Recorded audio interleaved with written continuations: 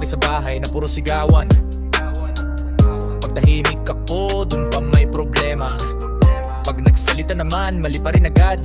Parang kahit anong gawin, kulang pa rin sa kanila. Ako yung kumikilos, ako yung gumagawa. Pero pag bumagsak, ako yung may sala. Hindi ko na alam kung saan lulugar. Kasi kahit anong pwesto, may masasabi pa. Continue, flow, no break. Hindi ko kailangan ng ingay para gumalaw. Tahimik pero araw may binubuo. Habang sila puro salita, ako tuloy-tuloy. Kahit walang tulong, tinatapos ko. Hindi ako perfecto, alam ko sa sarili ko. Pero hindi nyo man lang makita yung ginagawa ko. Pag ako yung may kailangan, parang wala kayo. Pero pag kayo may problema, ako agad yun nandito. Sabihin nyo nga, ano ba talaga? Pag tahimik mali, pag kumilos mali pa. Ako pa ba? Ako pa ba yung kulang? Ako na nga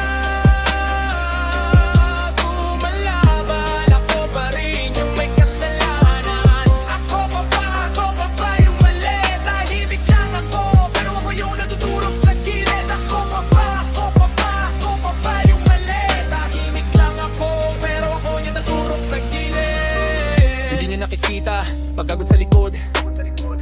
Hindi yun naririnig kahit anong sagot. Puro kayo po na walang ambag. Tapos pag bumagsak, ako pa rin bagsak. Hindi ako nagre-reklamo, sanay na ako dito.